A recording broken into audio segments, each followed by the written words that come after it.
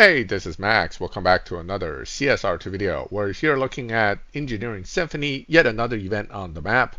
Another event, that's right. At least this one isn't technically going to be a fully paid event. Let me give you my take on this event.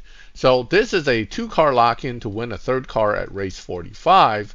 The thing is that the 3rd car is nothing more than a Type 62-2 race car versus the first lock-in, which is the Type 62-2 regular car that you acquired as a milestone car if you were in a milestone crew back then. The thing about these cars is, while this base car is pretty good, we don't know about the race car, probably similar.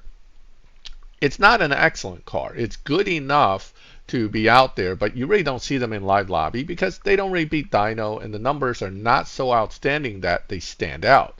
Where things get a little more interesting here is lock-in number 2. This is the Continental GT3 Pikes Peak race car.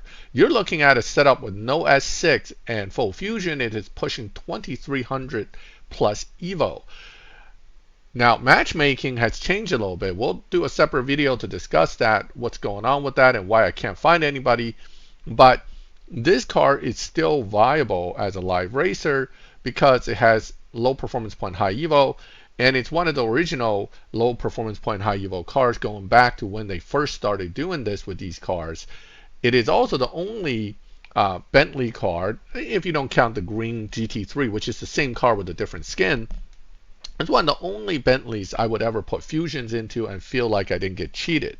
So out of the Bentley brand, this is the only car in the game that's really any good. And it's quite decent. The problem again is this car, much like the 62-2, does not beat dyno. So neither car is really going to be super good in modern live racing lobbies, given the current updates with all these new cars. Between this and where is that car? Between this and the free car we just got from Cum Block, the Cum Block car is a little bit better, although its numbers might not be as good. That being said, this car should be available for gold keys. Now that is an interesting thing because Natural Motion has recently been allowing us to acquire old Purple Star cars for gold keys, and some of them are decent. So this is one of those decent Purple Star cars that 20 gold keys per pole is worth it. 100 gold keys, even if you go to loyalty, is it worth it? If you have the gold keys, yes, it's still worth it. Is it a car that's going to make or break your game? No.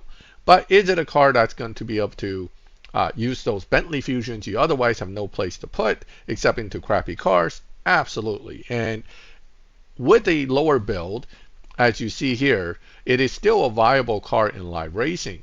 The thing about live racing right now, without getting too deep into it, is that they've changed something with matchmaking yet again, where they're trying to put you much closer with cars that are running or dynoing very close to your time to make these, quote, races more challenging. I think this is a mistake by Natural Motion because what it's actually causing is a lot of empty lobbies. Now, once you run an opponent, if you get a chance to run, right now I'm stuck with 2 guys swapping, so I'm not going to get to run anybody, and the bots disappeared. If you get to run anybody, then cars may pop into the lobby based on what you just ran, or you get moved around, or they get moved out because they didn't run near your time, and then you find new people. Regardless, live lobby has been kind of empty. Sure, there's another update out there. That could be a cause as well, but I noticed that when you get up to the faster lobbies where everybody's swapping around the same time, all of a sudden you have a full room full of people. But in anything slower than 9.2s, where people have various dyno setups and may have more variety, you actually have a harder time finding anybody. Regardless, back to Engineering Symphony, my overall take on this event is it's doable if you have the fusions for this unique fusion brand. If you do not have the Continental, you should get it. I think it's a worthwhile car if you have the keys. And ultimately, it's another one of those events that, hey, get the prize car, then decide if you really want to keep going or not.